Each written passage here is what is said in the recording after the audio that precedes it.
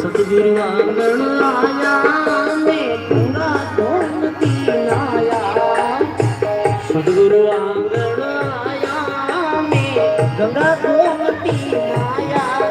मारी निर्मल हो गई काया रे मारी जान रे।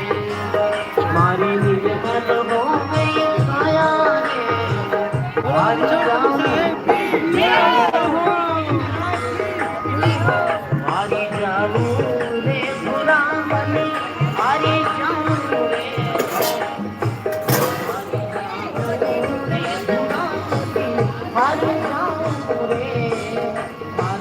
सतगुरु वारी मारा सतगुरु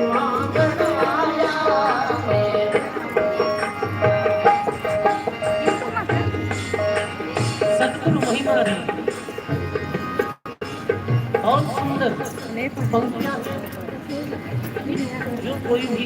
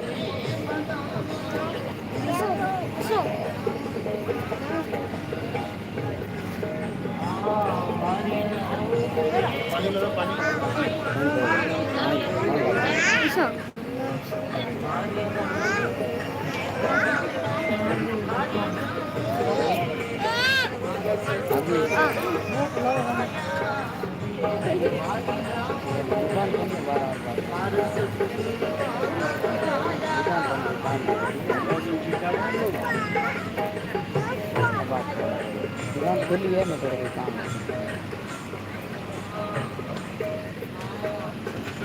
बॉडी काम भी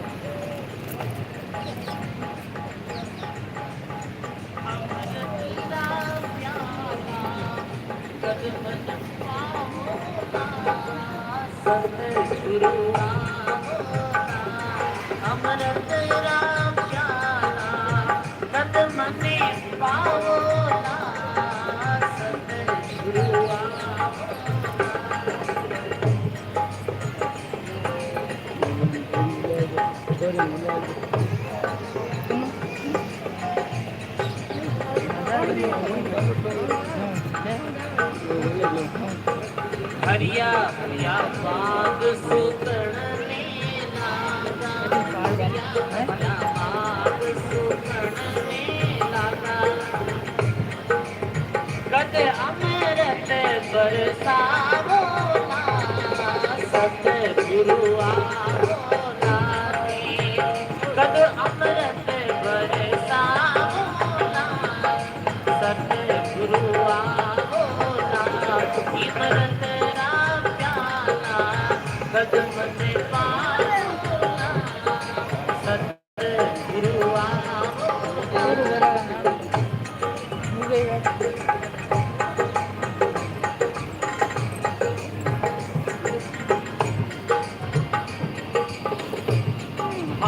आपकी नामे उमनी दुमनी, आपकी नामे उमनी दुमनी, कदम में धीरज बंदा होना, सतगुरु आओ नाथे, कदम में धीरज बंदा होना, सतगुरु आओ ना, इमरत प्याला कदम में पाओ ना, सतगुरु आओ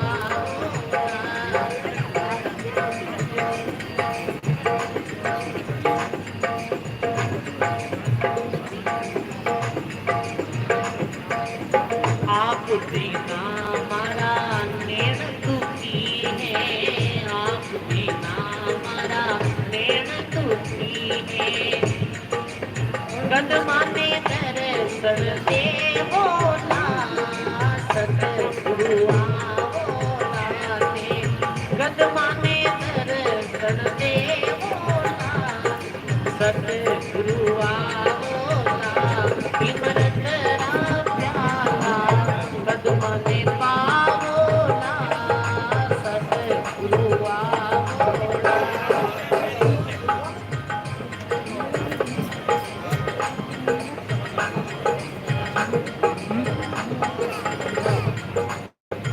बड़ा बड़ा युद्ध लड़े गट भीतर, बड़ा बड़ा युद्ध लड़े गट भीतर।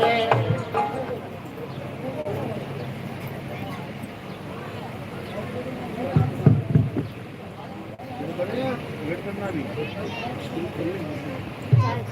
चाय चाय की होटल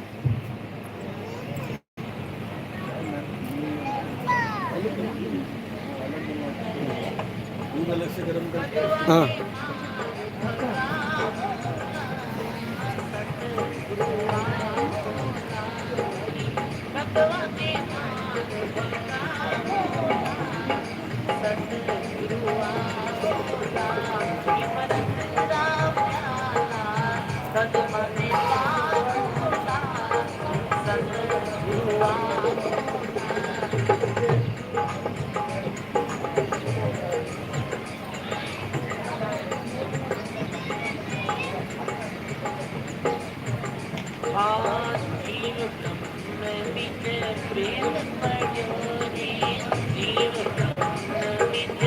वेद पढ़्यो रे कदवो वेद पिता बोला सतगुरु बोला रे कदवो वेद पिता बोला सतगुरु इमरत राम प्याला कदमा ने पाबोला सतगुरु बोला।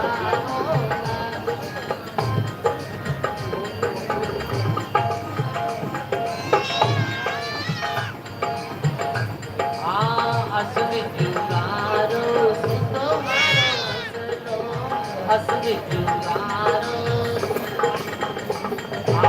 कतईने आयुध सतगुरु बोला रे कतईने आयुध सतगुरु बोला इमरत का प्याला कदम ने पावोला।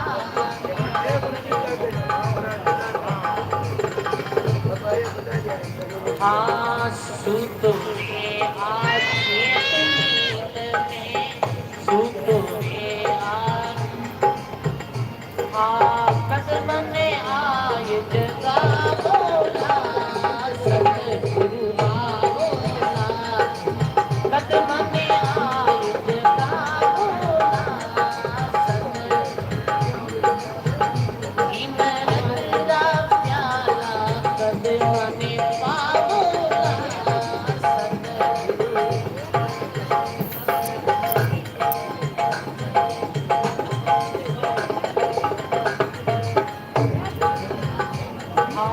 धर्मदासरी हरजे सतगुरु ने धर्मदासरी हरजे पुराने सद अमर लोक पहुंचा बोला सतगुरु बोला अमर लोक पहुंचा बोला। इमरत राम प्याला कदम ने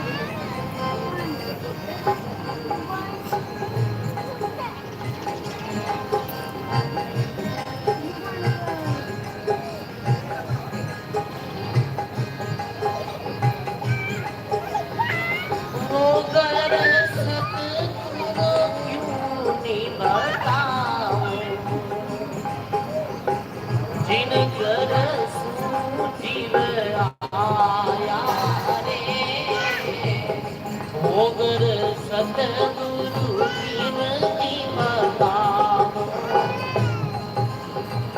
जिन घर जीव आया रे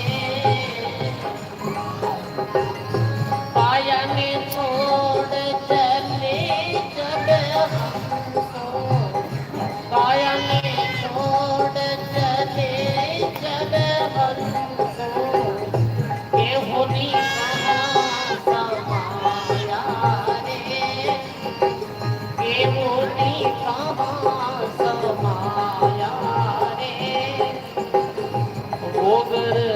सतगुरु कीमती बताओ रे।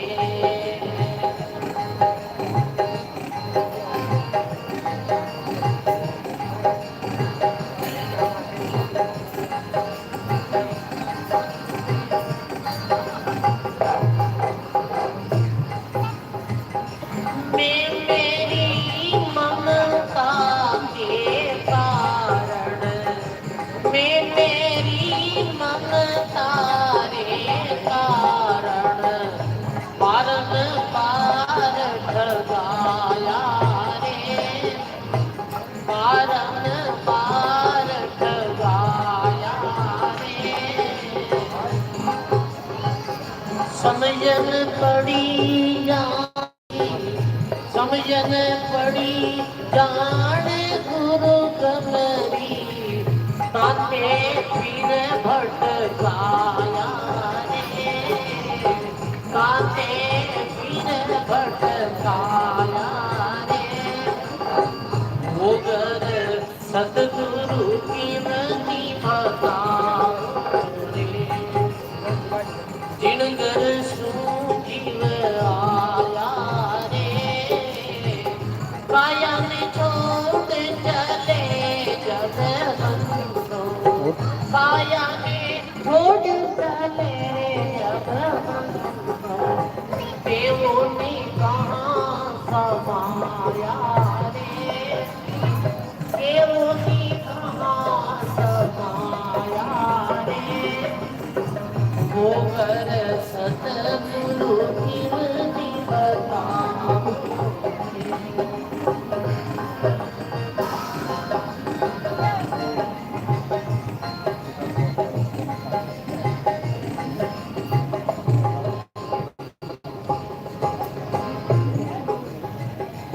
हाँ रिज धीरज तो होता नहीं, रिज धीरज तो होता नहीं, आदिन होती माया रे, आदिन होती माया रे।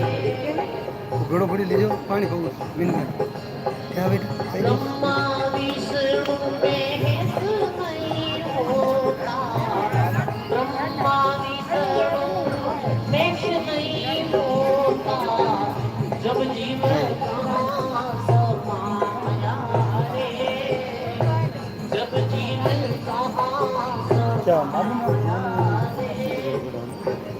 भोगर सतगुरु कीमती बताओ, हटियो हटियो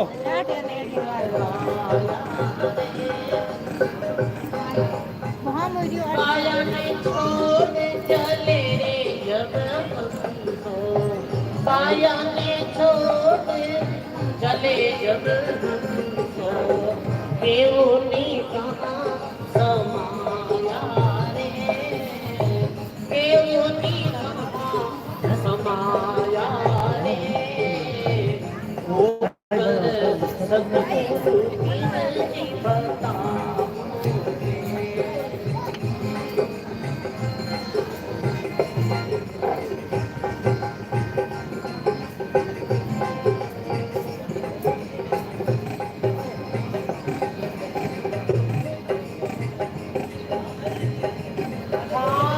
चांदन सूरज दिवस नहीं रजनी, चांदन सूरज दिवस नहीं रजनी, जान जाई मत छाया रे, जान जाई मत छाया रे। पियू पियारी पाँव पड़ू से, पियू पियारी पाँव पड़ू से, प्रीतम अपना आया रे, प्रीतम अपना आया रे। भोगर सतगुरु कीमती बताओ, जिनगर सूझीव आया। इनको देख कर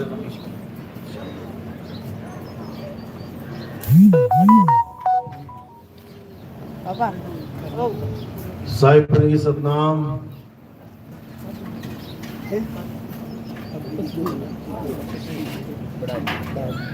साहिब की सतनाम।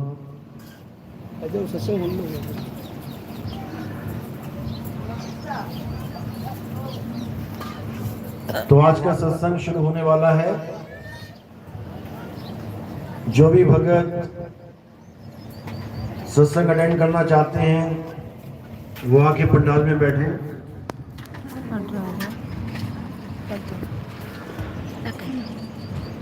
तो आज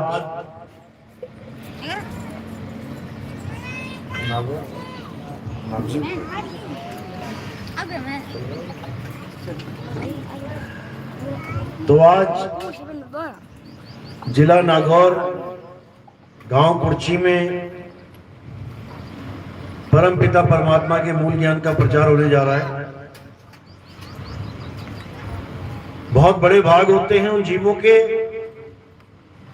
जो इस मूल ज्ञान को अपने पूरे जीवन काल में एक बार भी सुन पाते हैं, क्योंकि एक बार भी सुन पाना बहुत बड़े भाग हो तभी नसीब होता है। नहीं तो बड़े बड़े ऋषि मुनि आए, बड़े बड़े पीर पैगंबर आए दुनिया में और सत्य ज्ञान को ना प्राप्त करके खाली हाथ चले गए, जंतर मंतर तंत्र में उलझ के चले गए, हवन यज्ञ व्रत में उलझ के चले गए, लेकिन असली ज्ञान को नहीं जान पाए। असली ज्ञान, सत्य ज्ञान, ये सत्य ज्ञान इतना दुर्लभ है कि जल्दी सुनने को भी नहीं मिलता।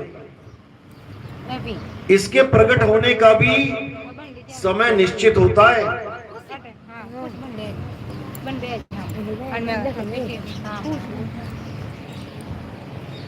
जब सही समय आता है तब ये ज्ञान प्रकट होता है, और अब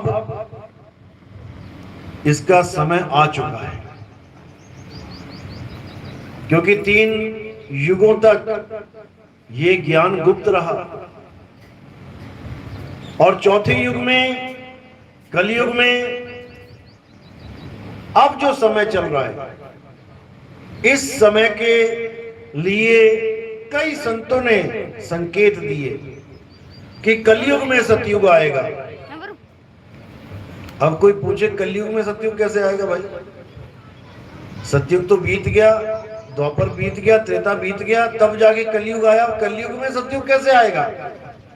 कलयुग बीतेगा तब सतयुग आना चाहिए, लेकिन ऐसा नहीं है। कलयुग में ही सतयुग लाऊं ताते बंदी छोड़ कहा। कलयुग में ही सतयुग आने का मतलब है कि कलयुग में तुम्हें सत्य ज्ञान मिल जाएगा और रहोगे तुम कलयुग में, लेकिन सत्य के संग, सत्संगी बन के रहोगे, तो कलयुग का प्रभाव तुम्हारे ऊपर नहीं रहेगा। जैसे खूब बारिश आए और तुमने रेनकोट पहन लिया, अब कितनी बारिश आती है तुम्हें गीला नहीं कर पाएगी। गोलियां चल रही हैं और तुमने बुलेट प्रूफ जैकेट पहन ली या कार ले ली बुलेट प्रूफ, अब कितनी गोलियां चलती रहे तुम्हारा बाल बांका नहीं होगा। इसी प्रकार सत्य ज्ञान जब आ जाता है तो काल का जाल टूट जाता है। आज उसी सत्य ज्ञान की महिमा गाएंगे, समझाएंगे कि सत्य ज्ञान होता क्या है। धर्म के नाम पे झगड़े, धर्म के नाम पे दंगे होते ही आए हैं, लेकिन अगर कोई सही ज्ञान समझाने वाला मिल जाता तो ये झगड़े, ये दंगे कभी होते ही नहीं। तो सत्संग शुरू करेंगे। सबसे पहले उस कुल के मालिक परम पिता परमात्मा जो सबका मालिक है, कहते हैं सबका मालिक एक, बोलते सभी हैं, दो कोई नहीं बोल रहा, लेकिन फिर भी झगड़ा करते हैं, क्योंकि हम केवल सुन रहे हैं, समझ नहीं रहे उसको, तो पहले उसका जयकारा करेंगे और फिर सत्संग को आगे बढ़ाएंगे। बोलिए परमपिता परमात्मा की, सदगुरु बंदी छोड़ कबीर साहिब की, सदगुरु मदनपति साहिब की, सभी संतों की, सभी भक्तों की, आज के आनंद की, सकल हंस को बंदगी, साहिब बंदगी सतनाम। तो बात है सत्य की, कि सत्य क्या है। सत्संगी तभी बन पाएंगे जब सत्य जानेंगे कि सत्य है क्या। और सत्य कोई दो चार नहीं है कि तुम्हारा सत्य कोई और है, मेरा सत्य कोई और है, किसी और का सत्य कोई और है। सत्य सबका एक है और वही मालिक है।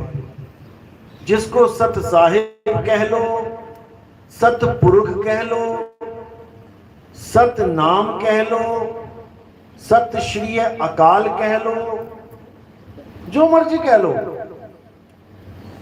उससे कोई फर्क नहीं पड़ता। अल्लाह कह लो, वाहिगुरु कह लो, राम कह लो, श्याम कह लो, इससे कोई फर्क पड़ता ही नहीं। तब फर्क नहीं पड़ता जब तुम्हें पता हो कि सत्य है क्या, तब।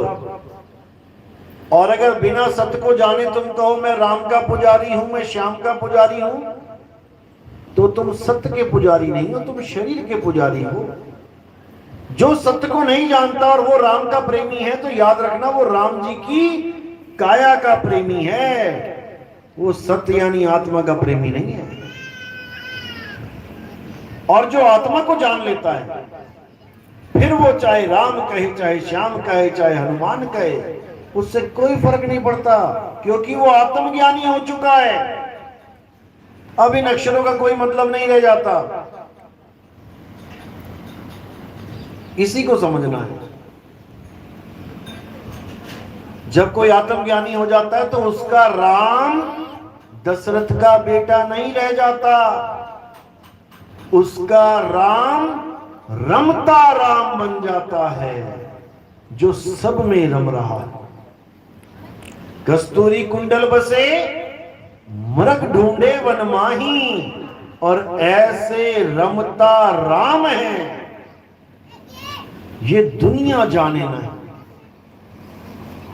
फिर वो राम जीवन में आ जाता है जो रावण में भी है, कुंभकर्ण में भी है, मेघनाद में भी है, ताड़का में भी है, वो कंस में भी है, वो हिरण्याकश्यप में भी है।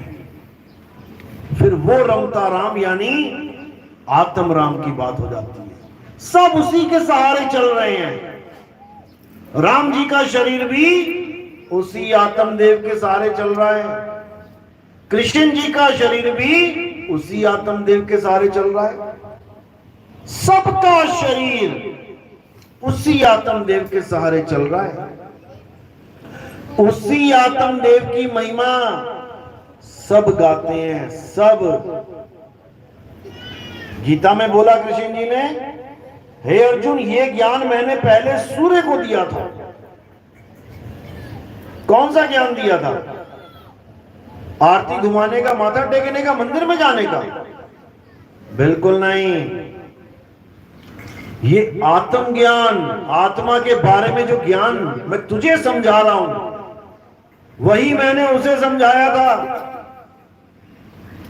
कि आत्मा अजन्मा है, आत्मा नित्य है, आत्मा शाश्वत है, आत्मा अचल है, आत्मा अडोल है, आत्मा पुरातन है, आत्मा ही सत्य सनातन है।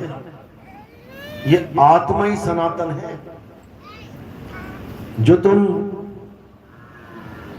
कितने ही वीडियोस में देखते हो, आजकल मोबाइल में वीडियोस आती रहती हैं, हम सनातनी हैं, हम सनातनी हैं, भगवा झंडा उठा के कहते हैं हम सनातनी हैं। राम जी की फोटो, श्याम जी की फोटो लगा के, हनुमान जी की फोटो लगा के कोई शनि देव जी की फोटो लगा के, कोई किसी देव की लगा के कहते हैं हम सनातनी हैं। सनातनी क्या होता है पहले ये जानना पड़ेगा। सनातनी कहने से कोई सनातनी नहीं हो जाता। तुम्हें एक्टिंग नहीं आती, तुम बिंदी पाउडर लगा के कहो मैं एक्टर बन गया, मैं एक्टर नहीं बन गई। बिंदी पाउडर लगाने से कोई एक्टर नहीं होता, मेकअप करने से कोई एक्टर नहीं हो जाता, एक्टिंग से एक्टर होता है। किसी को मैथ का सवाल तक नहीं आता निकालना, लेकिन अपने नाम के आगे गणितज्ञ लगा के बैठा हो, तो ऐसे नहीं होता। तुम्हें गणित के बारे में पूरी जानकारी हो, कोई साइंटिस्ट है तो पहले साइंस के बारे में जानकारी हो, विज्ञान का आता पता नहीं है और वैज्ञानिक बने बैठे हो, ऐसा नहीं है। पहले सनातन को जानो, सनातन है क्या। जब उस सनातन का ज्ञान तुम्हें हो जाए तब तुम सनातनी कहलाओगे। और सनातन क्या है? आत्मा ही सनातन है। आत्मा ही वो चीज है जो हमेशा तुम्हारे पास है, तुमसे दूर हो ही नहीं सकती। लेकिन आत्मा ही वो चीज है जिसका तुम्हें ज्ञान ही नहीं है कि वो होती क्या है। आत्मा सबके पास है ना, सब आत्मा लेके आए हो अपनी यहां पे, घर तो नहीं भूल गया कोई, सारे लाए हो, सबके पास आत्मा है। मोबाइल लाए हो सारे, पता है कैसा है, नीला है, पीला, काला, हरा, कैसे फोन करना है सब पता है। या और कोई चीज लाए हो, टॉर्च लाए हो, पता है रात में जाएंगे तो कैसे यूज करनी है। कोई घड़ी लाया है तो देख रहा है टाइम हो गया सत्संग का, भाई गाय जो धोनी है मैंने जाके।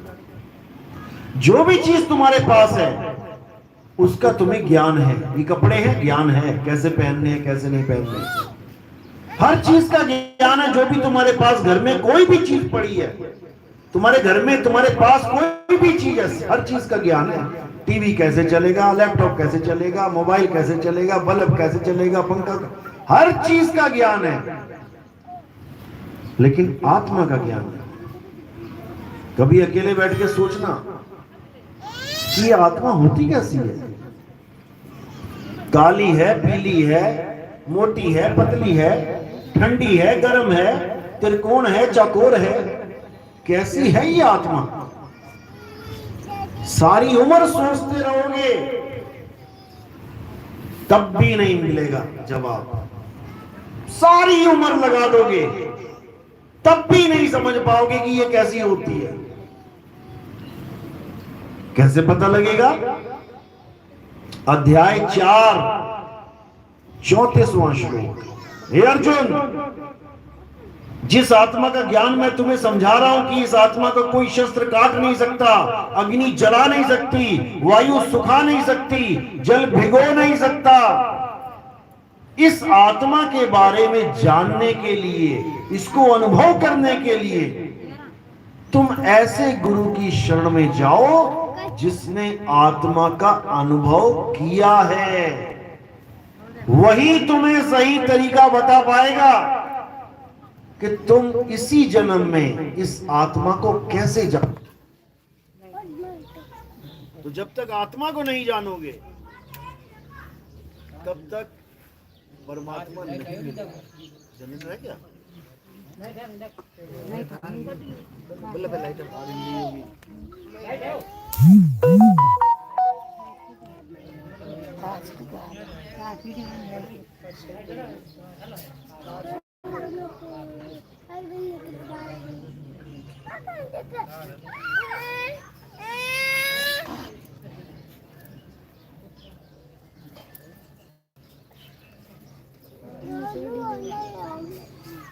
आत्मा चली गई कंकारी सब बंद हो जाएंगे। लाइट आ रही है, लाइट आ रही है, तार को लगी कैसे लाइट आ किसने लाई? बड़ी भाई चिड़िया का ना चिड़िया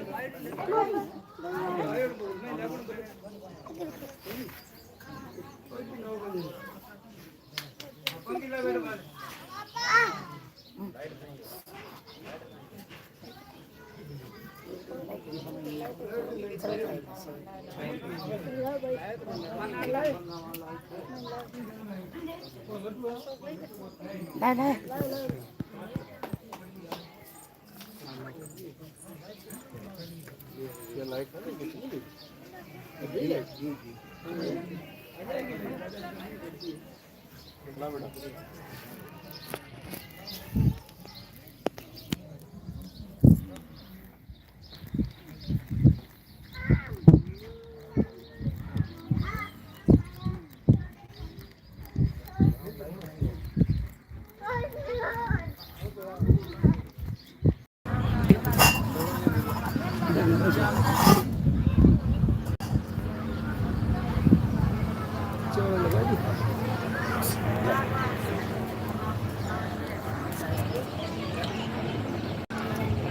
तो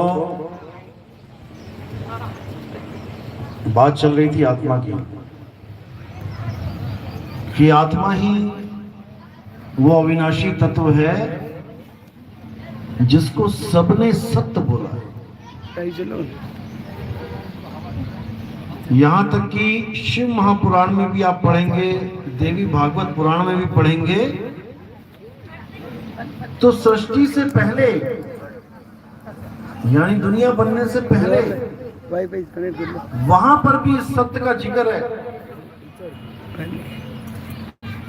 कि जब सारी सृष्टियां खत्म हो जाती हैं, महाप्रलय आ जाती है, तो उसके बाद केवल सत्य ही रहता है और बाकी सबका नाश हो जाता है।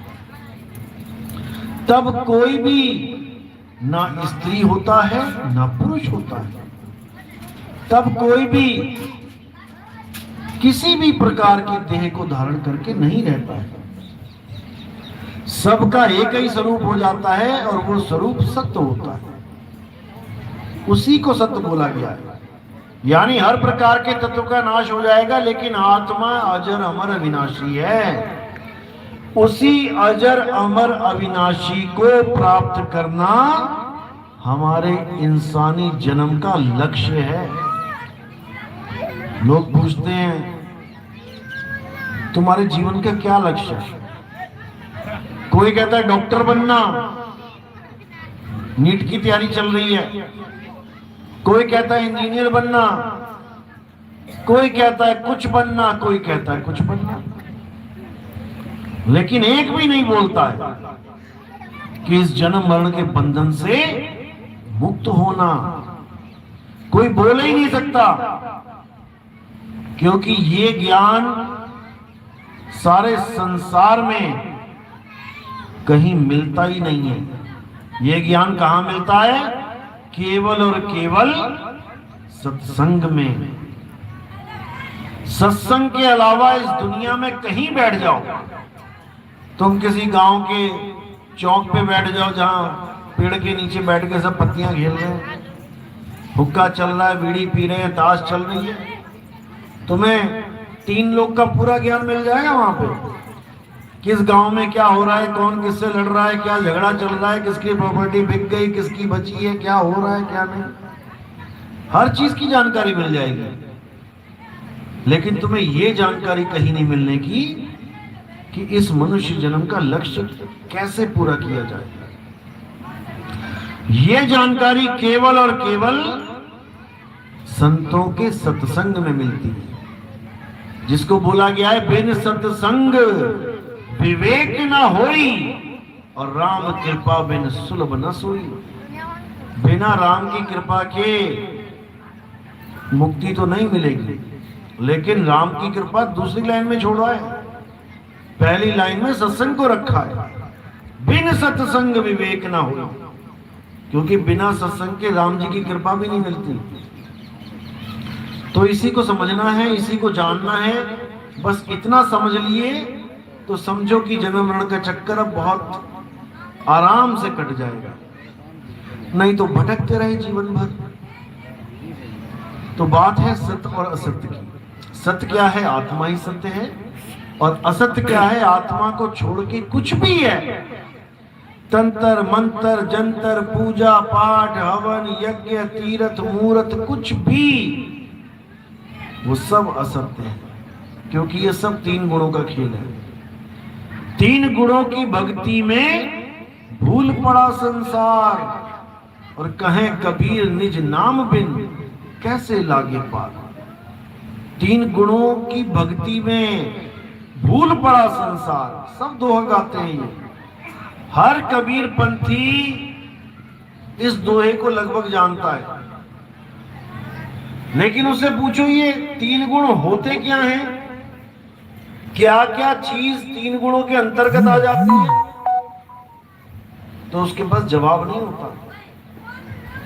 क्योंकि उसको ये नहीं पता कि जो वो लेके बैठा है वो भी 3 गुणों के अंतर्गत है।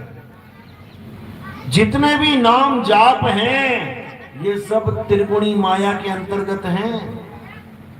पैदा होते हैं, चलते हैं, खत्म हो जाते हैं। जितने भी पूजा पाठ हैं, जितनी प्रकार की मूर्ति पूजाएं हैं, ये सब 3 गुणों के अंतर्गत हैं। जितने भी हवन यज्ञ जप तप व्रत, चाहे पूर्णिमा का व्रत क्यों ना हो, वो भी 3 गुणों के अंतर्गत है। चांद दिखाई दिया, चांद चमका, चांद ढल गया, वो भी खत्म, 3 गुणों के अंतर्गत। असल में पूर्णमासी के चांद को कबीर साहब ने संकेत के लिए लिया गया। क्या संकेत है वो? कि पूर्ण ज्ञान जब तुम्हें हो जाएगा तब तुम्हारी मुक्ति होगी। और कबीर पंथी इस चांद को पकड़ के बैठे हुए हैं कि पूरा चांद आ गया, पूर्णमासी आ गई, अब हम व्रत रखेंगे, हमारी मुक्ति तब होगी। अरे तो अगर व्रत से मुक्ति होगी तो फिर नाम से क्या होगा? फिर नाम क्यों दे रहे हैं? फिर कहते हैं गुरुजी खुद पार कर देंगे, गुरुजी पार करेंगे, तो नामदान क्यों दे रहे हो भाई? डॉक्टर के पास जाते हो तो बीमारी डॉक्टर ठीक करता है कि दवाई? अगर डॉक्टर ही बीमारी ठीक करता है तो फिर दवाई क्यों दे रहा है? हाथ फेरे सिर पे, हो गया सिर दर्द खत्म। हाथ फेर दे पेट पे, हो गया पेट दर्द खत्म। फिर गोली काहे को देनी भाई? लेकिन ये सारा भ्रम फैला रखा है इन गुरुआ लोगों ने। इनको पता है दुकान तभी चलेगी जब डराएंगे। यहां डर की दुकान चला रखी है सबने। और साहिब कह रहे हैं, कहें कबीर निर्भय हो हंसा, निर्भय हो जा, नहीं तो डरा डरा के तेरी खाल खींच लेंगे ये लोग। डर की भक्ति नहीं है कबीर साहब की। हाँ, मर्यादा भंग होने से जरूर डरो कि तुमसे कोई मर्यादा भंग ना हो जाए। जैसे मीट खाना गलती से भी ना चला जाए मुंह में, बाय चांस चला गया, गलती से नहीं पता है तो क्षमा के योग्य है। और तुम कहो नहीं आज शादी है किसी की दोस्त की, वो जबरदस्ती कर रहा है, खा ले, पैग लगा ले, और तुमने पैग लगा लिया और खा लिया, तो कल को माफी मांग लेंगे गुरुजी से। तो बेटा ऐसे माफी नहीं मिलती, फिर ऐसे माफी नहीं मिलती। तो मर्यादा भंग होने से डरना है, मर्यादा भंग नहीं होनी चाहिए। लेकिन गुरु के डरावे में भी नहीं रहना है कि पता लग गया गुरुजी फलाना फलाना ये काम करते हैं, अरे अगर तूने किसी को बोला तो तू नरकों में चला जाएगा। ये काम भी नहीं करना है, ऐसे नहीं डरना है। गुरु की करनी गुरु भरेगा, और चेले की करनी चेला। तुम सत्य पे खड़े हो जाओ, वो खुद भरेगा, भले गुरु है, लेकिन अगर गलत काम हो रहा है तो उसका भुगतान वो करेगा। बस तुम अपनी जगह अटल हो जाना, सत्य पे खड़े हो जाना, क्योंकि गुरु चेला बाद में है, पहले सत्य है। सत्य की वजह से ही तो चेला ढूंढता आया है। सत्य को ढूंढ रहा था, गुरु मिल गया। परमात्मा को ढूंढने के लिए लोगों ने अपने घर बार छोड़ दिए, माँ बहन छोड़ दिए, बच्चे छोड़ दिए, बीवी छोड़ दी, सत्य को ढूंढने के लिए, परमात्मा को ढूंढने के लिए। वो तो बाद में जाके पता लगा कि गुरु बनाओगे तो परमात्मा मिलेगा। इसलिए गुरु एक मीडिएटर है। और गुरु दो प्रकार के होते हैं। पहले प्रकार का गुरु होता है परमपिता परमात्मा, वही गुरु है, असली गुरु वही है। वो जब चाहे, जिसे चाहे ज्ञान दे देता है आके। नानक साहब को दिया बेई नदी पे, बिना किसी और मीडिएटर के, यानी उनको किसी और गुरु के पास जाने की जरूरत नहीं पड़ेगी। कोई ये नहीं कह सकता कि बाबा नानक का गुरु भी कोई आदमी था। आप सिखों से पूछो जाके कि उनका गुरु कौन था, वो क्या कहते हैं, उनका कोई आदमी गुरु नहीं था, सीधे परमात्मा गुरु था। परमात्मा चाहे कुछ भी कर सकता है। ये कब करता है परमात्मा? सबको क्यों नहीं मिल जाता परमात्मा डायरेक्ट? जिससे पंथ चलाना होता है उसको डायरेक्ट मिलता है। नानक जी से पंथ चलवाना था, डायरेक्ट मिले आके। गरीबदास जी से पंथ चलवाना था, डायरेक्ट मिले आके। दादू जी से पंथ चलवाना था, डायरेक्ट मिले आके। धर्मदास जी से पंथ चलवाना था, डायरेक्ट मिले आके। नाभा जी से पंथ चलवाना था, डायरेक्ट मिले आके। घासीदास जी से पंथ चलवाना था, डायरेक्ट मिले आके।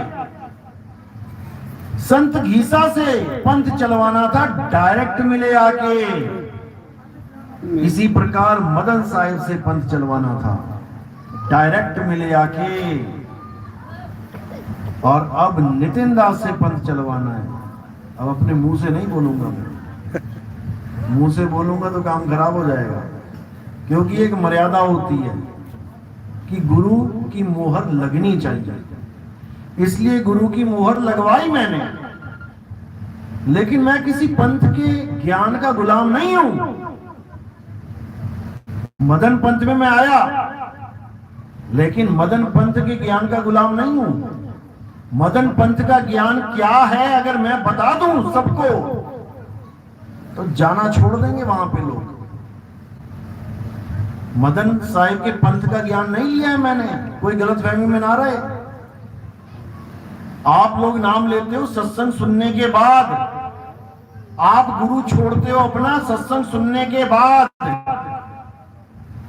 लेकिन मैंने बिना गुरु को मिले अपना पुराना गुरु छोड़ दिया था।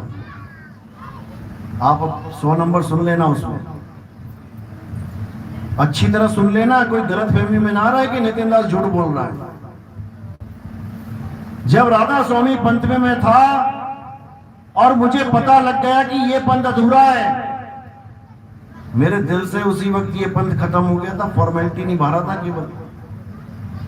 और मैंने परमात्मा से यही अरदास करी थी कि अब तुम्हारे हाथ में है ये गाड़ी, अब तुम देखो क्या करना है। 99% जो ज्ञान था वो समझ में आ चुका था, मात्र एक दोहा दिमाग में फिट हुआ पड़ा था, उसका जवाब नहीं मिल रहा था। कौन सा दोहा था वो? सोई गुरु पूरा कहावे, जो 2 अक्षर का भेद बतावे। एक छुड़ावे एक लखावे, तब प्राणी निज घर को जावे। केवल इस दोहे ने ऐसी तारे हिला दी थी कि राधा स्वामी पंथ का ज्ञान छूमंतर हो गया था। लेकिन आगे कोई गुरु नहीं है, इसलिए केवल एक फॉर्मेलिटी होती है कि ठीक है, जब तक आगे का कोई नहीं मिलता तब तक यहीं पे खड़े रहो। जैसे मैं सत्संग में कहता हूं कि जब तक आगे का गुरु, आगे का ज्ञान नहीं मिल गया तो जहां तक हो वहां तक तो रहो। उसके बाद जब आगे का ज्ञान मिला तो किसी गुरु से नहीं मिला कि किसी गुरु के सत्संग सुने मैंने। जो एक कड़ी बची हुई थी, 99 के बाद केवल एक कड़ी बचती है, वो कबीर साहब और मदन साहब की वार्ता से क्लियर हो गया। वो उसी ग्रंथ से जो नाम प्रकाश टीका, जब मैंने समझा उसको कि क्या है, वहीं से क्लियर हो गया। किसी गुरु की जरूरत नहीं थी, वो परमपिता परमात्मा का ज्ञान था। किसी गुरु का ज्ञान नहीं था वो, किसी देही गुरु का। उसके बाद जब मैं गया नाम दीक्षा लेने, आप यकीन करो मैंने तो अपने गुरु की शक्ल भी नहीं देखी थी, कभी मिला भी नहीं था। और अगर वहां पे कोई और भी गुरु बैठा होता तब भी मुझे कोई फर्क ना पड़ता, क्योंकि मैं वहां पे गया था केवल मोहर लगवाने के लिए, कि कल को कोई ये ना कहे कि ये इस पंथ में नहीं है। मोहर लग गई, अब हम हो गए मदन साहिब के पंथ में, ना कि किसी गुरु के पंथ के, क्योंकि गुरु तो 36 बैठे हैं मदन साहिब के पंथ में, 10,000 साधु बैठे हैं। कोई गांजा पी के नाम दे रहा है, कोई भांग पी के नाम दे रहा है, कोई शराब पी के नाम दे रहा है। और पहले दिन से ये सारा कुछ सामने आ गया। भंडारे में गया था मैं, इधर सत्संग चल रहा है, उधर से गांजा वाला आया, गांजा पी के सत्संग करके फिर गांजा पीने चला गया। ये हाल था। लेकिन ज्ञान मुझे जिसने समझा दिया था, मालिक ने, मुझे तो उस ज्ञान पे अटल होना था। तो मैंने वही दीक्षा ली। और दीक्षा क्या ली? केवल मोहर लगवाई, ज्ञान नहीं लिया। अगर मैंने वहां से ज्ञान लिया होता तो तुम मेरी फोटो के ऊपर भी आ लिखा हुआ देख रहे होते। समझ रहे हो क्या बोल रहा हूं? अगर मैंने मदन साहिब के 12.5 पंथियों से नाम लिया होता तो मेरी फोटो के ऊपर तुम्हें आ लिखा दिखाई देता, जो आज तुम्हें दिखाई दे रहा है। दिख रहा है कि नहीं? फेसबुक पे दिख रहा है, यूट्यूब पे दिख रहा है, व्हाट्सएप पे दिख रहा है। और मैं उस आ का खंडन करता हूं। तो कैसे मैच हो गया भैया ज्ञान? क्योंकि कबीर साहब के सिद्धांत में अक्षर ज्ञान है ही नहीं, नी अक्षर ज्ञान है भाई, नी अक्षर ज्ञान। जहां पर अक्षर खड़ा ही नहीं हो सकता, वो है कबीर साहब का ज्ञान, जो परमपिता परमात्मा की दया से इस दास को अनुभव हुआ, इस दास ने अनुभव किया। इसीलिए मैंने वहां पे मना किया कि ये आ नहीं होना चाहिए, नहीं तो गुरु जी के दरवाजे पे आगे आ लिख रखा था इन लोगों ने। मैंने 2010 में जाके मिटवाया वो, कि ये क्या लिखा हुआ है यहां पे, हटाओ इसको। आज तक खटापटी चल रही है उसकी, आज तक। ये आ बंदगी करते हैं, आ बंदगी, आ साहिब, आ बंदगी। हमारे यहां साहिब बंदगी है, हमारा साहिब आ नहीं है कि आ हमारा साहिब है। कोई झंडे पे आ लगवा के बैठ गया, किसी ने सिर के ऊपर आ रखवा दिया। मैं कहता हूं तुम अपने अपने माथे को दुआ लो, सारे आ लिखवा लो। ऐसा कमाल कर दी, कमाल। हेलो। तो नितिन दास का जो ज्ञान है भाई, वो 12.5 पंथी ज्ञान नहीं है। अच्छी तरह समझो, तो कोई साधन है। ये वो ज्ञान है, ये वो ज्ञान है जो अक्षरों से परे है। ये आत्म ज्ञान है, ये अक्षर ज्ञान नहीं है। मदन साहिब के पंथ में सार शब्द क्या बताते हैं? जो हर अक्षर में छुपा हुआ है। का बोलो का में छुपा है, खा बोलो खा में छुपा है, गा बोलो गा में छुपा है। क्या छुपा है? आ छुपा है। ये उसी को सार शब्द कहते हैं। और कबीर साहब क्या कह रहे हैं? 52 अक्षर लोकत्रय, सब कुछ इन्हीं माही, ये आखर खिर जाएंगे, वो आखर इनमें नहीं। ये सारे मदनपंथी कह रहे हैं कि वो अक्षर इन 52 अक्षरों में छुपा हुआ है, और कबीर साहब कह रहे हैं वो अक्षर इनमें नहीं। बिल्कुल उलट ज्ञान चल रहा है। और कोई समझाए तो फिर झगड़ा मचाते हैं। 7 साल झगड़ा चलता रहा आश्रम पे भंडारे के दिन में। ये सब मुझे मजबूरी में बताना पड़ रहा है। मैं नहीं चाहता था बताऊं। 2010 से लेके 2023 हो गया, मैंने कभी जल्दी इनका भेद नहीं खोला किसी का। क्यों? अपना काम ही नहीं है ये। अपना काम है सत्य के साथ जोड़ना, जुड़ते चले जाओ। जो करेगा सो भरेगा भैया, तू क्यों भैया उदास। लेकिन जब हद हो जाती है, जब पानी नाक से ऊपर हो जाता है तो सच्चाई बयान करने में ही फायदा होता है, क्योंकि झूठ का सहारा देना भी झूठा ही सिद्ध होना होता है। तो जब सत्य सामने आता है तो कड़वा ही लगता है भाई।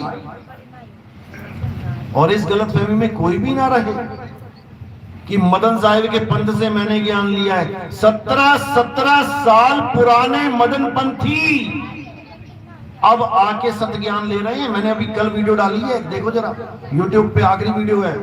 17 साल पुराना मदन पंथी सांसों पे ध्यान लगा के बैठे हैं।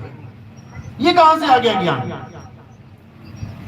और ये कोई अकेला नहीं है, दुनिया भर का ज्ञान चल रहा है मदन साहिब के पंथ में, दुनिया भर का। एक तो पीपल पूजवा रहा था, उसकी फोटो आई मेरे पास, ये मदन पंथ का महंत है, पीपल पूज रहा है, बताओ। और जो खुद ही पीपल पूज रहा है तो चेलों को क्या पूजवाएगा? पीपल। इसीलिए कबीर साहब ने अभिनंदन ग्रंथ पढ़ो, कबीर मदन वार्ता, उसमें कबीर साहब ने मदन साहिब को यही बोला था कि बहुत मदन में पंथ चले हैं, बहुत ज्ञान करके समझे हैं, रवा की बात न मानो एका, सार शब्द में राखो टेका। यानी मदन साहिब के पंथ में भी ऐसे ऐसे गुरु बैठे हैं जो तुम्हारा बेड़ा गर्क कर देंगे, दुनिया भर का ज्ञान समझाएंगे और उसके बाद नकली ज्ञान पकड़ा देंगे। बातें तो असली करेंगे, ज्ञान नकली दे देंगे। वाकी बात ना मानो एका, उनकी एक भी बात नहीं माननी है। सार शब्द में राखो टेका, सार शब्द का ज्ञान जब उजागर होगा तो तुमने केवल उसमें अपनी टेक लगानी है, उसमें आस रखनी है। तो सार शब्द का ज्ञान कब प्रकट होगा, ये कैसे पता चलेगा? उसी ग्रंथ में साहिब लिखवा के गए हुए हैं। कब लिखा गया था ये? 1982-83 में, जब मैं आया भी नहीं था। ये तब का लिखा हुआ है, कोई ये ना सोचे नितिन दास ने ग्रंथ छपवा दिया, ऐसे भी सुनने में मिल जाता है। ये अपने ही ग्रंथ छपवाता रहता है। भाई बढ़िया गद्दी का ग्रंथ है, प्रकाशन देखो, सन देखो। और दुख की बात है कि वही लोग इस ग्रंथ को नहीं मान रहे हैं जिनके आश्रम से छपा है। यानी गुरुओं से गलती हो गई क्या? गुरुओं से गलती होगी और तुम गलती सुधार दोगे? उस ग्रंथ में लिखा है, चौथी गद्दी होई अवतारा, ताका चरित्र विदित संसारा, हम ही उनके सिर बैठ बिहाई, और वासे पार कोई नहीं पाई। ये मैंने नहीं लिखा है, ये कबीर साहब ने लिखवाया है, ताकि उन जीव हंसों को सत्य का पता लग सके, जो इस पंथ में भी आके धक्के खा रहे हैं कि बेटा अभी 12.5 पंथी ज्ञान मिला है तुम्हें, अभी 13 पंथी नहीं हुए तुम। 13 पंथी ज्ञान तब होगा जब उस अखंड नाद से जुड़ोगे, इस आ को त्यागोगे, तब जाके तुम 13 पंथी होगे। और ये सारे घोर विरोधी हैं 13 पंथ के। तुम बस नाम ले लो इनके आगे कि जी 13 पंथ क्या होता है, फिर देखो कि कौन कौन सी गालियां देते हैं तुम्हें। घोर विरोधी है ये कबीर साहब के। ये कबीर साहब की वाणी है कबीर सागर में, मैंने नहीं लिखी। 12 पंथ काल फरमाना, भूले जीव न जाए ठिकाना, 13वें पंथ हम ही चले आए, सब पंथ मेट के एक पंथ चलाए। मैंने लिखी है क्या? कबीर साहब का तो प्रमाण मिल गया कि 13 पंथ, तुम 12.5 पंथ सिद्ध करके दिखाओ, कहां लिखा है? अपने मन से ही बने पड़े हैं 12.5 पंथ। इतनी भी अकल नहीं है कि 12.5 का मतलब ही अधूरा होता है। 3.5, 5.5, 9.5, ना 9 में ना 10 में, बीच में लटक गए। अरे जो थोड़ा ज्ञान बचा है, आधा % बचा है, उसको पूरा करो। अब समय आ गया पूरा करने का। झगड़े करोगे तो आगे 184 बैठी हुई है, मुंह खोल के एक एक को निगल जाएगी। यहीं रह जाएंगे तुम्हारे ये डायलॉग बाजी कि 13 पंथ कहां से आ गया, ये तो कबीर ही बन बैठा। सारे ही कबीर हैं, कबीर ही बनना है। कक्का केवल नाम है, बप्पा ब्रह्म शरीर, रारा सब में रम रहा, वाको नाम कबीर। जो यहां कबीर बन के नहीं गया, वो धक्के खा के 84 में आएगा। तू करता तू हुआ, मुझ में रहा ना हूं। यानी ऐसा नाम सिमरण किया कि मैं तू ही हो गया, अब मुझ में हूं, यानी अहंकार नहीं रहा। अहंकार क्या है? ये सामने अहंकार ही बैठा है। मैं लड़की हूं, मैं आदमी हूं, मैं डॉक्टर हूं। ये हूं क्या है? यही अहंकार है, इसी को खत्म करना है। तू करता तू भया, मुझ में रहाना हूं। इस हूं को खत्म करना है। और ये ऐसे नहीं खत्म होता, ये बातों से खत्म हो जाएगा।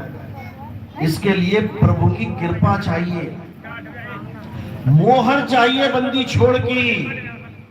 और जिस पे वो मोहर लग जाती है, फिर वो इस अहंकार को पार कर जाता है। तब वो आत्मज्ञान में रमण करता है। फिर उसको इससे कोई मतलब नहीं, कौन क्या कह रहा है, क्या बोल रहा है, जाने दो।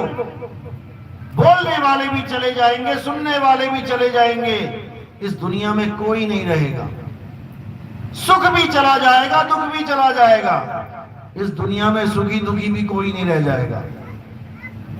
तो जो सुख दुख से ऊपर उठ जाए, जो 52 अक्षरों से ऊपर उठ जाए, वही सच्चा ज्ञानी है।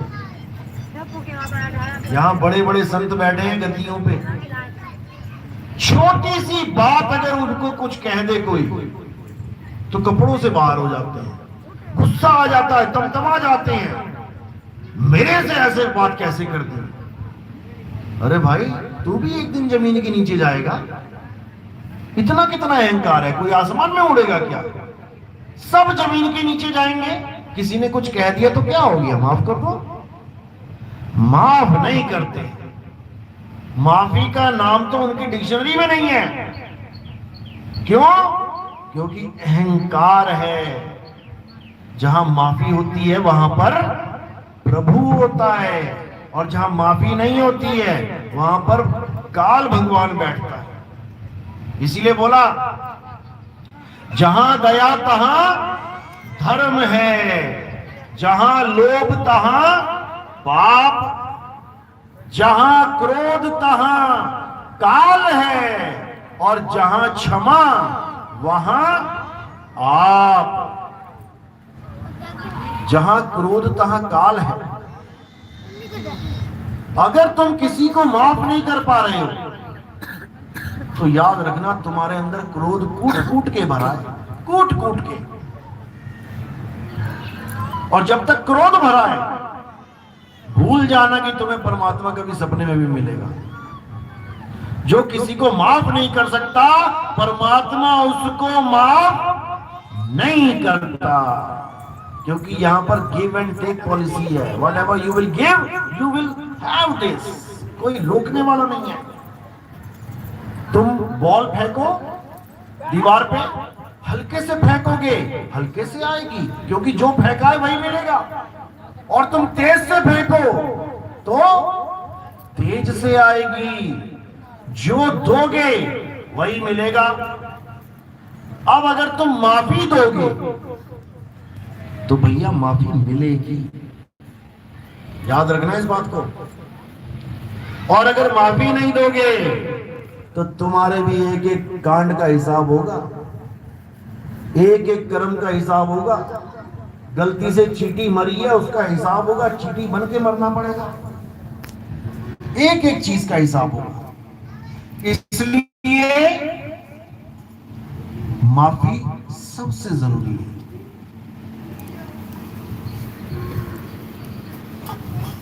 अब माफी भी दो प्रकार की होती है। अब जैसे कोई कहे कि मैं जी नितिन दास के पंथ में हूं, मैं तो खूब हुड़दंग मचा दी, मैंने तो ऐसे वैसे, बाद में माफी मांग लेंगे। नितिन दास ही तो कह रहा है कि माफ कर दो, माफ कर दो, माफ कर दो। खूब गड़बड़ घोटाला करेंगे, खूब गलत काम करेंगे, बाद में माफी मांग लेंगे। उसके लिए क्या करना है? उसके लिए ऐसी माफी नहीं है जैसे सबके लिए, उसके लिए फिर अलग सिस्टम है। माफ करेंगे लेकिन कुछ कानून भी लागू करेंगे उसमें। माफी तो देंगे, जैसे कोई बच्चा है छोटा, उसने कत्ल कर दिया, अब उसको फांसी तो नहीं दे सकते, 18 से छोटा है। माफी तो दी कि चलो फांसी पे नहीं चढ़ाएंगे, लेकिन घर भी नहीं भेजेंगे कि कहो कि कत्ल कर दिया 16 साल के लड़के ने, अब आराम से घर में बैठा है, कूलर की हवा खा रहा है, तो बेटा घर भी नहीं जाने देंगे। कहां भेजेंगे? बाल सुधार गृह में। माफी भी मिलेगी लेकिन कानून भी लागू होगा। इस प्रकार जो हमारे पंथ में गड़बड़ करेगा, माफी तो मैं दूंगा उसको। अभी गुरु पूर्णिमा के दिन भी मैंने स्टेटस लगाया था कि जो भी हमारे पंथ से निकाले गए हैं वो 12 बजे से पहले पहले माफी मांग ले। ऑफर थी उनके लिए और सबके लिए थी, जो पहले दिन से आखिरी दिन तक कुछ भी गड़बड़ करी है जिसमें, जो निकाले जा चुके हैं, उनके सबके लिए ऑफर थी। और माफियां आई भी, मांगी लोगों ने माफियां, लेकिन हिसाब से दी जाती है। कुछ को माफी दी, हाँ ठीक है बिल्कुल, लेकिन घर बैठना है तुम्हें 2 साल तक, किसी सत्संग में शिकल नहीं दिखनी चाहिए तेरी। घर बैठ के भक्ति कर। अब घर बैठ के जब भक्ति करेगा तो अपने आप समझ में आ जाएगा गलती कहां से हो रही थी। केवल सिमरन की कमी से गलती होती है। आप डॉक्टर से दवाई ले लेते हो, खाते नहीं हो, ये बीमारी है इस पंथ में। इस पंथ में आते ही बंदा ज्ञानी बन जाता है, भले उसको अनुभव नाम की कोई चीज ना हो, फिर भी ज्ञानी बन जाता है। कहता मुझसे बड़ा ज्ञानी कोई नहीं है। यही सबसे बड़ा अहंकार है। प्रचार करो, मैंने बताया, प्रचार करने का तरीका बताया मैंने। प्रचार करो, गुरु का नाम आगे रखो। हमारे गुरु जी ये कहते हैं, ये मत बोलो कि मेरा ज्ञान है, मैं बोल रहा हूं। तुम मारे जाओगे, तुम धर लिए जाओगे, बिना अनुभव के बोलोगे, धर लिए जाओगे। कोई ऐसा सवाल पूछ लेगा तुम्हारी घिकी बन जाएगी। लेकिन अनुभव ज्ञान, उसको कभी कोई मात नहीं दे सकता, क्योंकि वो पूर्ण अनुभव है। उस अनुभव के द्वारा ही सारी वाणियां लिखी गई हैं। उस शब्द को जिसने प्राप्त किया, वाणियां लिख रहे हैं। 2 प्रकार के संत होते हैं, एक वाणियां बोलने वाले और एक वाणी खोलने वाले। लोग मुझे कहते हैं आप वाणी क्यों नहीं लिख रहे हो? जिस दिन मैंने वाणी लिखनी शुरू कर दी, मेरे ही नाम का एक पंथ और बन जाएगा। जिन संतों ने वाणियां लिखी, क्या वो एक कर पाए समाज को? नानक साहब ने वाणी लिखी, सिख बन गए। धर्मदास जी ने वाणी लिखी, बंस बयालीस वाले बन गए। दादू जी ने वाणी लिखी, दादूपंथी बन गए। रविदास जी ने वाणी लिखी, रविदासीय बन गए। भीखा जी ने लिखी, भीखादासीय बन गए। पलटू दास ने लिखी, पलटू वाले बन गए। जगजीवन साहब ने लिखी, जगजीवन पंथी बन गए। सारे अलग अलग हो गए वाणी लिख के। अगर आज मैं वाणी लिख दूं तो एक पंथ और खड़ा हो जाएगा, नितिन पंथ। नितिन दास का पंथ नहीं चलाना है यहां पे। यहां पे 13वें पंथ का झंडा गाड़ना है। यहां पे सतनाम पंथ का झंडा गाड़ना है। यहां सतनाम का डंका बजाना है। इसलिए वाणी बोलने वाले लोगों को अलग कर गए। वाणी खोलने वाला सबको एक करेगा। आज हमारे पंथ में क्या दादू पंथी, क्या रविदास पंथी, क्या नानक साहब पंथी, क्या घीसा दास पंथी, क्या घासीदास पंथी, क्या सारे पंथों के लोग हमारा सत्संग सुनते हैं। और तुम्हें हैरानी होगी कि जो चेले हमारा सत्संग सुनते हैं, उन्हीं के गुरुओं की भाषाएं बदल गई, उनके सत्संग करने का तरीका बदल गया। वो भी सार शब्द चिल्लाने लगे। जो आज 50 साल तक जो पंथ चल रहे थे, 100 साल तक कभी जीवन में सार शब्द का नाम नहीं लिया जिन्होंने, आज वो भी कह रहे हैं सार शब्द ले लो हमसे सार शब्द। भैया कहां से टपक गया तुम्हारे पास? आसमान से टपक रहा है ज्ञान। और उन्हीं के चेले समझा रहे हैं गुरुओं को कि गुरुजी ये काम मत करो, नहीं तो जो चेले बचे वो भी छोड़ जाएंगे तुम्हें। क्योंकि जो ज्ञान अब तुम बोलने लगे हो नितिन दास के सत्संग सुन के, सबको पता है कि ये बाहर का ज्ञान है, ये तुम्हारा और तुम्हारे गुरुओं का ज्ञान नहीं है। नहीं तो 100 150 साल से तुम पंथ चला रहे हो, कहां था तब ये ज्ञान? और ये सोच रहे हैं कि नितिन दास की नकल करके हम दुनिया को आकर्षित कर देंगे। अरे कौवा चला हंस की चाल, अपनी चाल भी भूल गया। तुम अपनी चाल भूल जाओगे, हंस की तो तुम क्या चाल नोट करोगे, क्या कॉपी करोगे उसको? इसलिए जिसके पास जो ज्ञान है, जो उसको परंपरागत तरीके से मिला है, वही ज्ञान देना चाहिए। मिलावट नहीं करनी चाहिए। मिलावट के चक्कर में तो ये सारा घमासान हुआ पड़ा है। तो इसी को समझना है। अब एक होने की बारी आई, अब दो नहीं होना है, एक होना है और सारे संसार को एक करना है। केवल यूपी और हरियाणा हिमाचल नहीं, पूरा संसार। और असली आंधी कब आएगी? जब मैं इटली जाऊंगा, रोम में। जब रोम जाके मैं पॉप से मिलूंगा, जो वहां का पादरी है, तब आएगी असली आंधी। तब अंग्रेज समझेंगे इस ज्ञान को। ऐसा नहीं कि अभी नहीं समझ रहे हैं टच में। लेकिन जब वेटिकन सिटी जाके वहां से लाइव चलेगा, फिर माहौल ही कुछ और होगा। वहीं से क्रांति आएगी पूरे विश्व में। ये अभी बता दे रहा हूं मैं। फिर ये मत सोचना कि ऐसे वैसे भविष्यवाणी करता है। ये रियलिटी बता रहा हूं मैं आपको, ये होके रहेगा। और ये साहिब की वाणी है कि एक ऐसा पंथ चलेगा जो पूरे संसार को एक कर देगा। ये मजाक नहीं चल रहा है यहां पे कि मजाक चल रहा है, ये सत्य उजागर हो रहा है। 12वें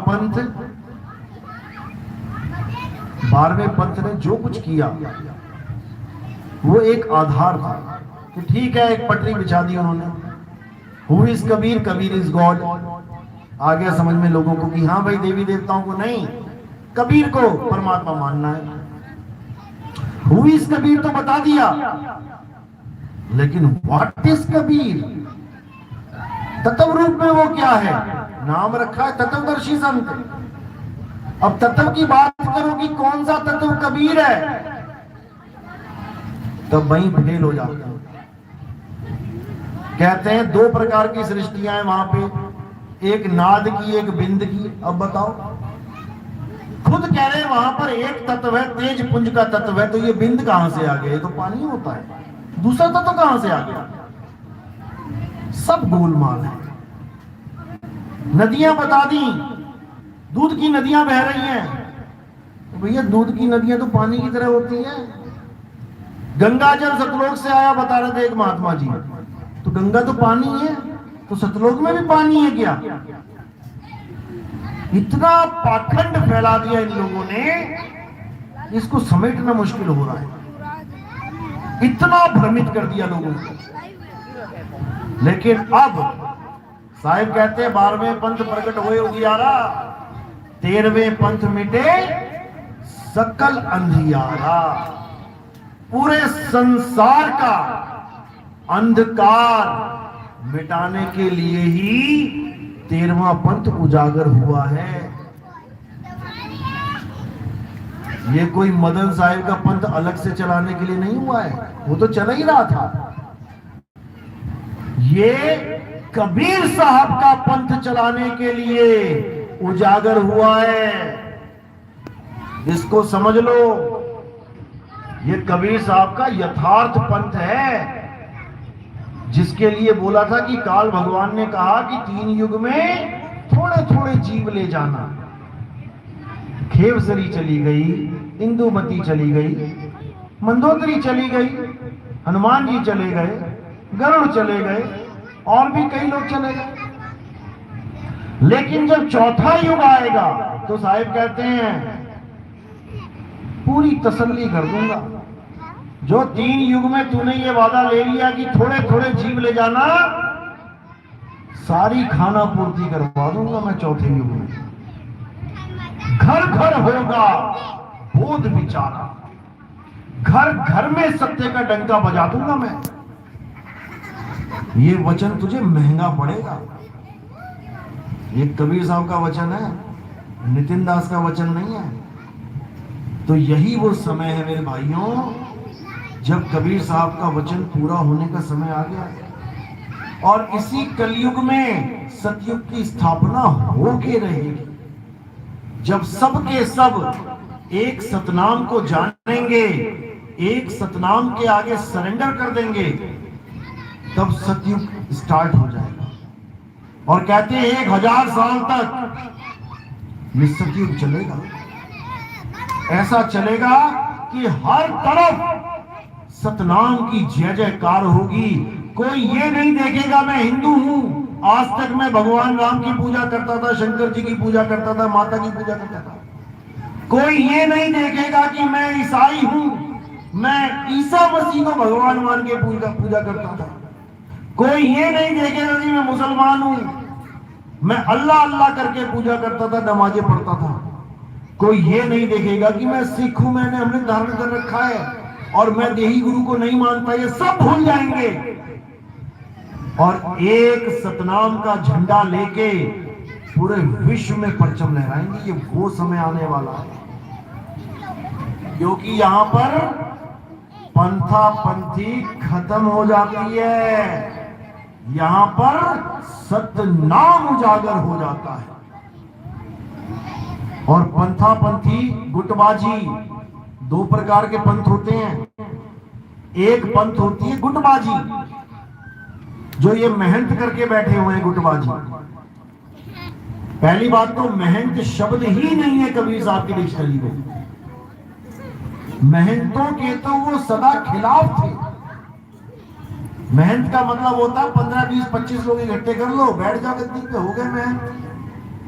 तो कहते हैं भूख की फूटी आंख विवेक की, लखे ना संत असंत, और जाके संग 10-20 हैं, वाको नाम मेहनत। जिसने 20-25 इकट्ठा कर लिए लोग, अब वो महाराज जी मेहनत बने बैठे हैं, ज्ञान के नाम पे शून्य है। फूटी आंख विवेक की, विवेक की आंख फूट गई है और महाराज जी मेहनत बने घूम रहे हैं। तो यही इन्हीं मेहनतों ने कबीर पंथ और अन्य पंथों को बर्बाद कर रखा है। क्योंकि मेहनती का मतलब होता है गद्दी पे बैठना। किसी को मेहनती मिलती है तो उसको गद्दी पे बैठा देते हैं, अब वो अपने आप को महान समझने लग जाता है। मैं तो बहुत बड़ा वाला महान हूं, आज तक उन्हीं लोगों के साथ बैठा था जमीन पे, लेकिन 20-25 लोगों ने जैसे वोट दी जाती है जी इसको मेहनत बना दो, ठीक है, अब वो महान बन गए। ये सब पाखंडवाद है कबीर पंथ।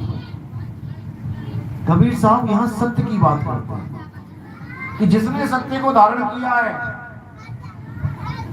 केवल वही है जो सत्य का प्रचार करने लायक है। ये मेहनती नहीं चाहिए हमें। कहते हैं मेले जावे ना मेहनत कहावे, पूजा भेंट ना ल्यावे संतो, सो सतगुरु मोहे भावे। मुझे वो भाता है जो ये मेहनत के चक्कर में नहीं पड़ता है। उसके जीवन का तो एक ही लक्ष्य होता है, जागो और जगाओ, मुक्त हो वो और मुक्त करो। उसके जीवन का लक्ष्य ये नहीं होता कि मैं मेहनती में बैठ जाऊं, लोग मेरी आगे टांगे दबाए, मैं सरकार बन गया, यहाँ के सरकार साहब नाम हो गया मेरा। ऐसी मेहनतियां पता नहीं कितनी बार करके छोड़ के फिर 84 में चले गए। अब सत्य को धारण करना है। सत्य को धारण करते हैं तो कबीर साहब कहते हैं कि जो सत्य को धारण करता है उसकी दुर्गति नहीं होने देता, ना तो इस लोक में होगी ना उस लोक में होगी। यानी भूखा नहीं मरने दूंगा, भले तू मेहनत नहीं बना किसी आश्रम का, लेकिन भूखा नहीं मरने दूंगा, तेरा भी इंतजाम कर देंगे। सत्य को धारण करके, यहां सत्य को धारण नहीं कर रहे हैं। यहाँ माया को धारण कर रहे हैं। बड़ा मेहनत, एक आश्रम मिल गया, नहीं पेट भर रहा, दूसरे के आश्रम में जाके नकली अंगूठा लगवा रहे हैं।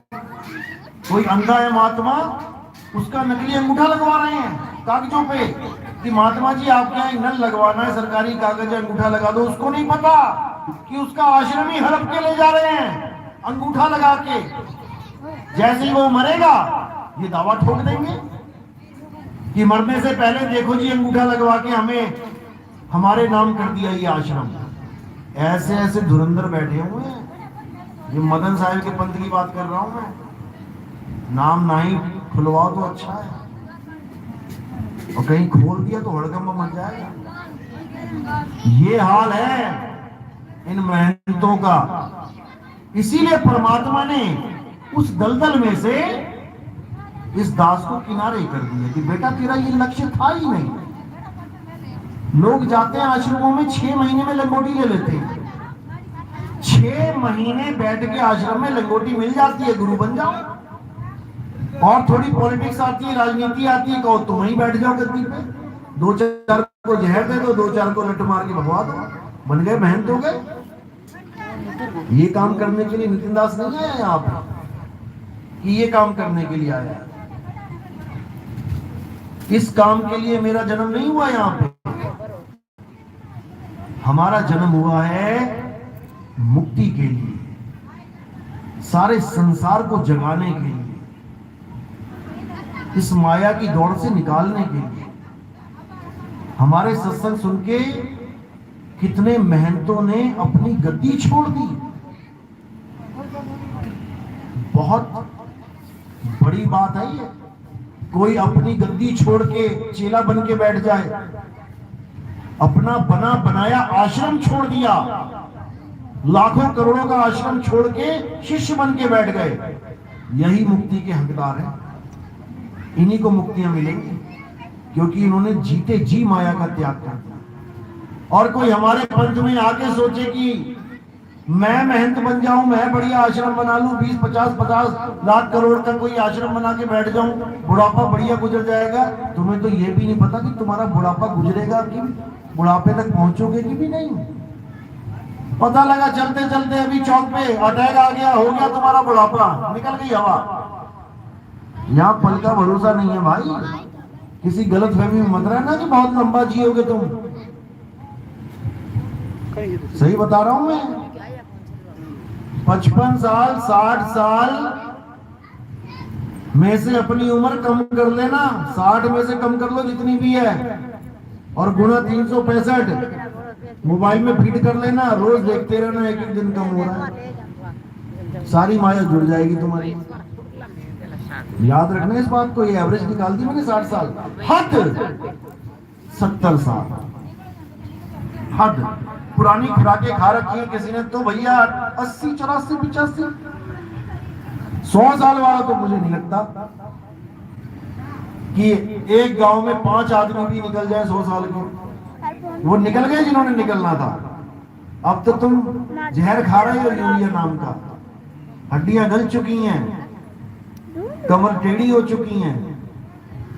अब तो बस दिन गिनो, माया की दौड़ से निकल जाओ, नहीं तो यहीं रह जाओगे। और जैसा मैंने बता रखा है कि इस पंथ में अब कोई गुरु नहीं आएगा। दिस इज द ओनली गुरु। अब इसके बाद कोई नहीं आएगा। इसको भी समझ लो, दिमाग में कोई गलत फहमी मत रहना कि नितिन दास के बाद मैं बैठ जाऊंगा गद्दी में। मैं गद्दी में आग लगा के चला जाऊंगा। अब कोई गद्दी वद्दी नहीं चलेगी। अब तुम सेवक बनना, परमात्मा को प्रचार करना दिल खोल के, लेकिन गुरु बन के नहीं, भाई बन के। कहें कबीर सुनो भाई साधो, वो भाई कह रहे हैं, तुम कैसे गुरु बने बैठे हो। जो ज्ञान खोलना था खोल दिया गया है, जो बाकी का बचा है खुलेगा वो भी।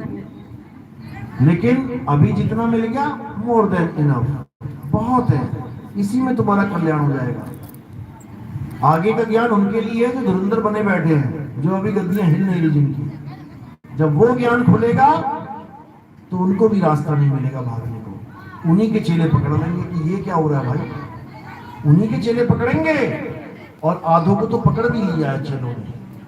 आधों की तो खूब बढ़िया ज्ञान चर्चा चल रही है अपने चेलों के साथ, और मुंह छुपाते फिर रहे हैं कि अब क्या बोले चेलों को। क्यों? चेला जाग गया है। अब चेला जाग गया है। पहले चेला सो रहा था, सोच रहा था मेरा गुरु मुझे जगा देगा। अब चेले को पता लग गया है कि मेरा गुरु मुझसे भी ज्यादा गहरी नींद में सो रहा है, मैं तो फिर भी जाग गया। ये जाग कर भी सोने का नाटक कर रहा है। ये सत्य ज्ञान को समझने के बाद भी नकार रहा है, मुकर रहा है। इसकी दुर्गति होगी। अब लोग समझ रहे हैं, और अब ऐसी सुनामी आने वाली है तुम सोच भी नहीं सकते। अभी तक जितनी भीड़ें तुमने देखी हैं वो झूठ के पीछे लगी देखी हैं, और जब सत्य के पीछे देखोगे तो देखते ही रह जाओगे। जिसके लिए सब संतों ने ये बोला था कि दुनिया में सबसे बड़ा पंथ कलयुग में ही चलेगा, और जब वो चलेगा तभी सतयुग आएगा, तभी सतयुग आएगा, और कलयुग में ही आएगा। चलो आज का सत्संग यही समाप्त करते हैं। किसी का कोई सवाल हो पूछ सकता है, या कोई नाम दीक्षा वाला है, प्रथम दीक्षा वाला हाथ खड़ा करे, दूसरी दीक्षा वाला कोई है हाथ खड़ा करे। बहुत अच्छी बात है। चलो तो अब सत्संग यही समाप्त करते हैं, और हमारे सत्संग YouTube चैनल पे आते हैं। कहत कबीर सुनो भाई साधो नितिन दास, जैसे ही आप ये लिखेंगे आपके सामने सत्संग आ जाएंगे। 1 नंबर से सुनना शुरू करना है आपने। 1 2 3 4 5 करते करते करते 50 52 तक आते ही 52 का खेल खत्म हो जाएगा। 100 तक आते आते आपके अंदर से जितना भी अज्ञान है वो 100% दूर हो जाएगा। उसके बाद तो एक्स्ट्रा बेनिफिट मिलेंगे, आगे बढ़ोगे और अच्छी तरह समझ में आएगा। 209 सत्संग किए हैं अभी तक मैंने वाणियों के ऊपर, और बाकी शंका समाधान जो है वो कम से कम 250 300 लगभग 750 के करीब टोटल सत्संग सारे चरणों में मिला के हमारे सत्संग है। आप उनको देखिए, समझिए, हर चीज समझ में आएगी। तो आज का सत्संग यही समाप्त करते हैं। बोलिए सतगुरु बंदी छोड़ सतगुरु सत्य कबीर साहिब की सदा ही जय हो, सदा ही जय हो। मेरे मालिक की साहिब बंदी की सतनाम सत।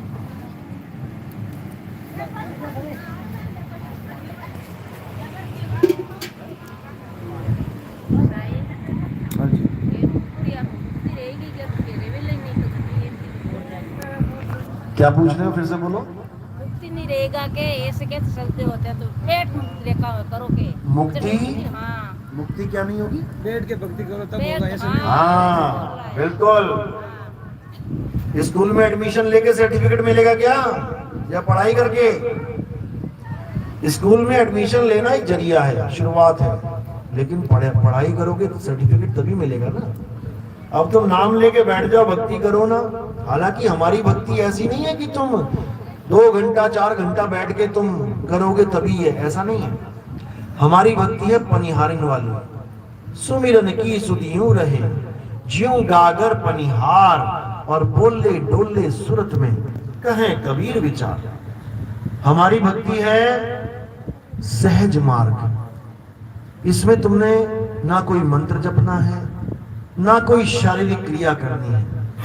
आंख भी हिलाने की जरूरत नहीं है, कान भी हिलाने की जरूरत नहीं है, जीभ भी हिलाने की जरूरत नहीं है, होठ भी हिलाने की जरूरत नहीं है। ये सारा खेल सूरत से चलता है। सूरत से देख ले वह देश, सूरत से देख ले वह देश, देखत देखत दीखण लागे मिट गए सकल अंदेश। सूरत से देख ले वह देश, ना वहां जाप ना वहां अजप्पा, नी अक्षर परवेश। सूरत से देख ले वह देश। ना तो वहां कोई जाप लेके जा पाएगा आपको, ना वहां कोई अजपा जाप लेके जा पाएगा, यहीं रह जाएंगे सब। नी अक्षर प्रवेश, नी अक्षर में केवल नी अक्षर ही प्रवेश कर पाएगा। क्या है नी अक्षर? शब्द ही नी अक्षर है, और सुरता भी नी अक्षर है, वो भी नी अक्षर, यानी वो अक्षरों में नहीं है। अक्षर तो उससे प्रकट होते हैं, अक्षर तो प्रकट होते हैं, वो अक्षर नहीं है। तो जहां जिसका मूल होता है वो वहीं समा जाता है। काया का मूल 5 तत्व है, अक्षरों का मूल आ है, आ से ही उत्पन्न होते हैं, आ में ही समाप्त हो जाते हैं। आ का मूल क्या है, जब वो समझ में आ जाएगा तब तुम्हारी मुक्ति हो जाएगी। और ये अनुभव ज्ञान से होगा। जब तुम्हें अनुभूति होगी कि वो है क्या, तब मुक्ति होगी। चलो, और कोई सवाल है किसी का? चलो, बोलिए सतगुरु बंदी छोड़ सतगुरु सत्य कबीर साहिब की सदा ही जय हो।